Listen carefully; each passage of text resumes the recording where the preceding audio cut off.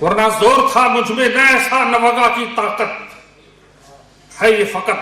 سبت پیغمبر کی دعا کی طاقت۔ عرب کی تاریخ پڑھنے والے لوگ جانتے ہیں کہ حسین بن علی کے پیش نظر ان مذہبی قانونوں اور انسانی اصولوں کے محافظت تھی جنہیں پیغمبر خدا خاتم النبیین سید المرسلین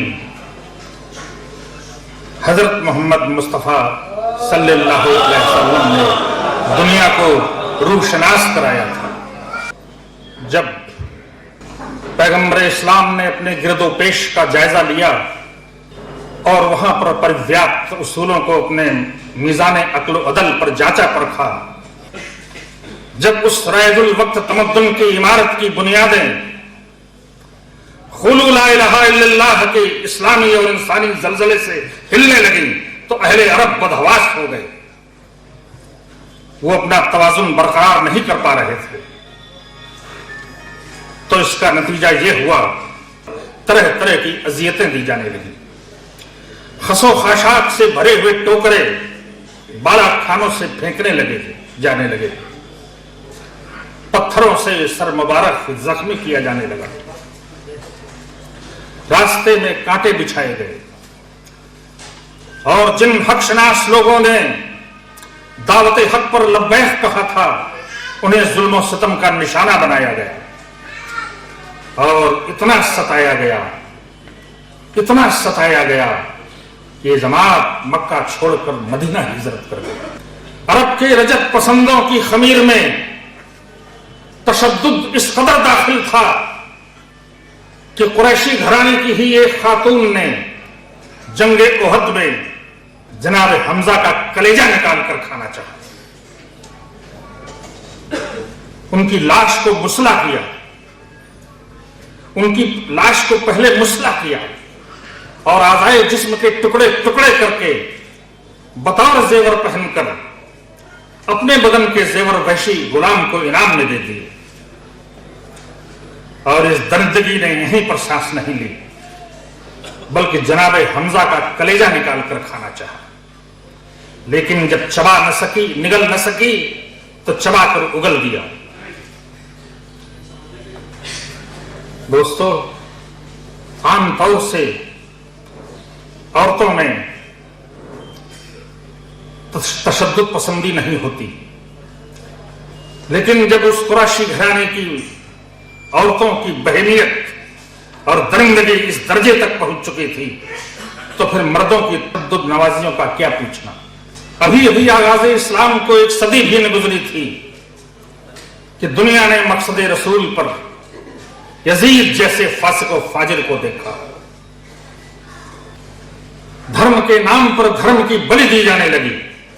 یزید آدمی کو صرف جسم و جان تک محدود سمجھتا تھا، اسے معلوم نہیں تھا کسی انسان کے بھیتر ایک ایسی قوت بھی کار فرما ہے جو ناقابل تسخیر ہے، جو انوینسبل ہے، جو انسرماؤنٹیبل ہے، جو انکانکریبل ہے۔ یزید جانتا تھا کہ میری ساری تدبیریں بیکار ہو جائیں گی اگر حسین نے میرے سامنے سر نہیں جھکایا۔ حسین بھی جانتے تھے کہ اسلامی اور انسانی فطرت کا وسیع دائرہ ان کی ایک نہیں ان his one emphatic no میں پناہ گزین ہے، اور یہ طویل کشمکش فیصلہ کن موڑ پر اس وقت پہنچی جب تخت حکومت پر بیٹھتے ہی وزیر نے حاکم مدینہ کو یہ حکم بھیجا کہ حسین سے بیعت لو ورنہ ان کا سر قلم کر کے روانہ کر دو۔ 28 رجب کو حسین نے مدینہ چھوڑا۔ انسانیت کے چہرے پر غازہ زندگی ملنے کے لیے حسین نے سب سے زیادہ عزیز ترین مقام کو الوداع کہہ دیا، لیکن رہبر انسانیت پر سرزمین مکہ بھی تنگ کر دی گئی۔ یزیدی درندے حاجیوں کے بھیس میں خون انسانیت بہانے کے لیے مکہ بھیج دیے گئے، لیکن امام خاموشی سے قتل ہونا نہیں چاہتے تھے۔ وہ اس دشمن کی چال کو بخوبی سمجھتے تھے، لہذا جب قربانی ناگزیر ہو گئی تو اس کے لیے ایک چٹیل میدان کی ضرورت تھی، تاکہ قاتل مظلوم ایک دوسرے کے سامنے ہو جائے،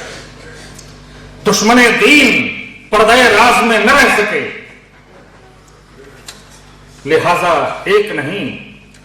25 حج پیدل کرنے والے حسین نے 8 ذی الحجہ کو بغیر حج کیے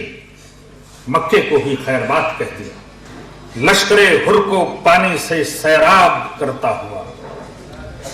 دنیا کو دینداری اور بھائی چارے کا سبق سکھاتا ہوا سرزمین کربلا پر وارد ہوا تو تپتے ہوئے ذروں نے استقبال کیا، بے خسی نے غم گساری کی، دن پر دن گزرتے رہے، یزیدی فوج کا سیلاب بڑھتا رہا،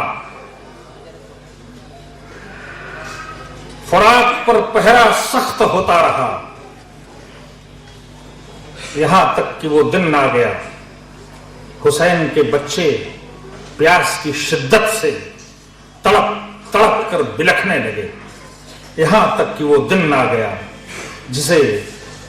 آپ سب 10ویں محرم کہتے ہیں، عاشورہ کہتے ہیں، اور میں تو اسے حسین ڈے کہتا ہوں، اس لیے کہ اسی دن حسین کی بات رہی اور ظالم اپنی تمام طاغوتی طاقتوں کے سمیت دریائے نیل کی طوفان خیز موجوں میں غرقاب ہو گیا۔ تو وقار خون شہیدان کربلا کی قسم، وقار خون شہیدان کربلا کی قسم، یزید مورچہ جیتا ہے، جنگ ہارا ہے، جنگ ہارا ہے، جنگ ہارا ہے۔